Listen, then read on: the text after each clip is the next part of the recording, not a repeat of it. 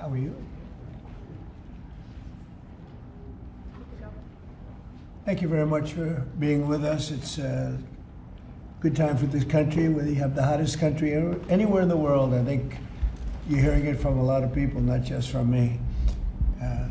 We're doing very well in so many ways. And the gentleman on my right, we recruited him. We tried to get the best person. We got a man that you'll hear in a second has done an amazing job with respect to Social Security. He's running it, and he's running it like nobody ever even dreamt possible. And it's the 90th anniversary right now of Social Security. So today we celebrate that 90th anniversary of one of the most significant pieces of legislation ever signed into law, the Social Security Act of 1935, and we're going to make it stronger, bigger and better, really doing a job. In the campaign, I made a secret pledge to our seniors that I would always protect Social Security, and under this administration, we're keeping that promise and strengthening Social Security for generations to come. You keep hearing stories that in 6 years, 7 years, Social Security will be gone, and it will be if the Democrats ever get involved, because they don't know what they're doing. But it's going to be around a long time with us. Very much, you'll be surprised to hear some of the numbers. I'm delighted to be joined by the Commissioner of the Social Security Administration, Frank Vizignano. Oh, in the world of business, in fact, I wrote some of the little things down that he's had an amazing, he was Chief Operating Officer of J.P. Morgan Chase. He worked for Jamie Dimon, and Jamie Dimon said that he was amazing. So think of that, Chief Operating Officer, J.P. Morgan Chase, had a storied career. Then he went to First Data. For those in the business, you'd know it's the largest payment company anywhere in the world. And worked for Henry Kravis, and it was in big trouble. He took it over as CEO. He made it incredible. They merged with Fiserv, and he became CEO of that, and that became extremely successful. I was in Milwaukee. I guess they have the Milwaukee Arena, and where we had some good success and some good speeches. But he's a really legendary guy, and he wanted to do this. I mean, he just wanted to straighten out Social Security because he loves our country. And what he's done in a few months is amazing. Almost 60 million American seniors rely on Social Security for peace of mind and a life of dignity and retirement. These Americans paid into the system, and they deserve leaders in Washington who are going to protect the benefits they've had and protect Social Security. Under Biden, Social Security went down like nobody's ever seen. It deteriorated. There's never been anything like it. The 4 years of Biden were very, very destructive. It couldn't have gone on much longer. Social Security was going to be destroyed. It was being destroyed. The average call wait time reached an all-time high of more than 42 minutes. Field office wait times were at 32 minutes, which is unheard of, and the disability claims backlog was the longest ever in recorded history. In other words, it was run just like the country was run. It was run really badly. But I'm pleased to report that under our leadership, and Frank in particular, the changes he's made and what he's done is sort of a miracle. Sort of like what happened with the country as a whole.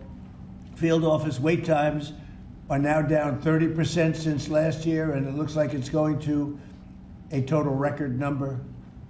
And the record was set in a long time ago when the world was a lot different place. We're gonna beat that record.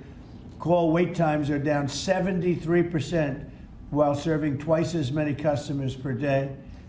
The disability claims backlog is down 26%, and seniors now have 24/7 online access to their accounts, which they never had before, whereas under Biden, the website was down 29 hours a week for maintenance purposes. It was essentially not open very much. They were always maintaining it, but they didn't know what the hell they were doing. They had a person running that had no idea what they were doing.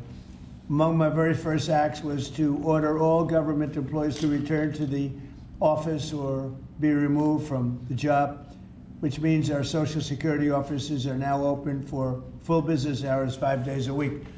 So unlike being shut down all the time, we're open. at record levels also. We're making it really great for the people that want and demand Social Security, and they paid into the system. They deserve it. Last month, I signed one big, beautiful bill and allowed no tax on Social Security for our great seniors, okay? So how's that? Not bad, right? No tax on Social Security for our seniors. And to protect our benefits, we've already kicked nearly 275,000 illegal aliens off of the Social Security system. These are people, many of them have already left the country, and yet we were sending them checks all the time. And 275,000, and that number is now even larger than that, Frank. It's an unbelievable job. And what that's doing is making the system strong. It's making it strong.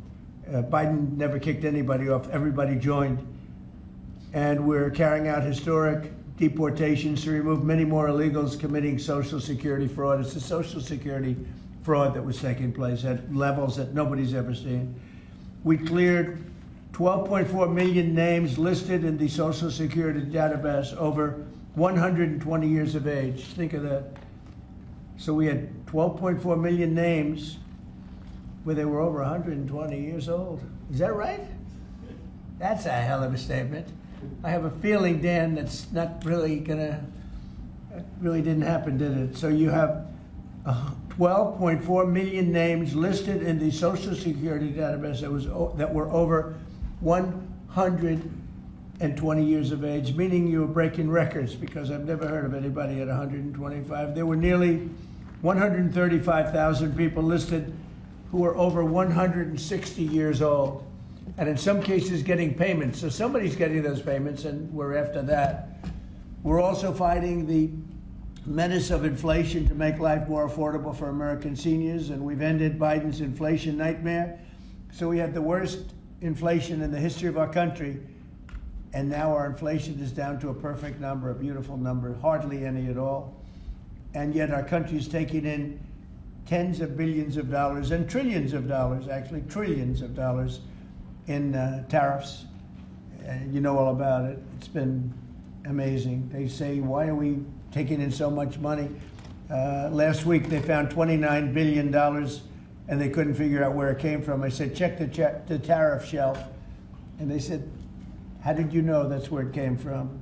We're taking in billions and even trillions of dollars in tariffs, paid by other countries who, frankly, were taking advantage of us for many, many years. And they were doing that to us, but our people didn't know it. We didn't have smart business people. We've ended Biden's inflation nightmare and came in below expectations, and yet, again, this past month, we set records. Gasoline prices are way down, and really dramatically, as everybody knows, and energy prices have been going down, other than in certain states where you have Democrat-run states where they put windmills all over the place. Anytime you see a windmill, you'll say, well, they have bad energy costs, and it's happening in New Jersey. I saw that there's a revolution going on in New Jersey. They closed up a nuclear power plant, and they're raising electricity rates by 21, 22, and 28%, something like that. And you're going to have a new governor in New Jersey. I tell you what, you have a good man running in the Republican Party. He'll get them down. But what they've done is they've killed so many good sources of energy for very expensive windmills and lots of other things that don't work. 401ks and retirement accounts are soaring, and the stock market is setting record highs. Almost every day we're going record highs, and yet we're taking in hundreds of billions of dollars in tariffs. So it's turned out that Trump was right and they were wrong. A few smart people knew what was going to happen. A few of us were right. So we're going to keep the fighting going. We're going to make America's seniors every single day. We're going to fight for them. We're going to make them richer, better, stronger in so many different ways. But Social Security is like pretty much the one that we think about, and we love it, and we love what's happening with it. And it's going to be good for 90 years and beyond. Again, you were given only a short period of time. Social Security was supposed to be like down. Had they won the election, Social Security would have defaulted during Biden or Kamala's election, whoever they so chose. Two beauties. And now what I'd like to do is ask Frank to say a few words. Again, this is a man with a really storied past. He's one of the most successful anywhere in the world. What he did at J.P. Morgan Chase and what he did for Henry Kravis and all of the others are like legendary stories. And he just wanted to do this. He's making about a tiny fraction, I would say, a tiny fraction of what you used to make. But he didn't care. He wanted to do it. He made a lot of money. And he said, I want to run that system. I want to put it back on track. And he's got an unbelievable talent over there. It's like a different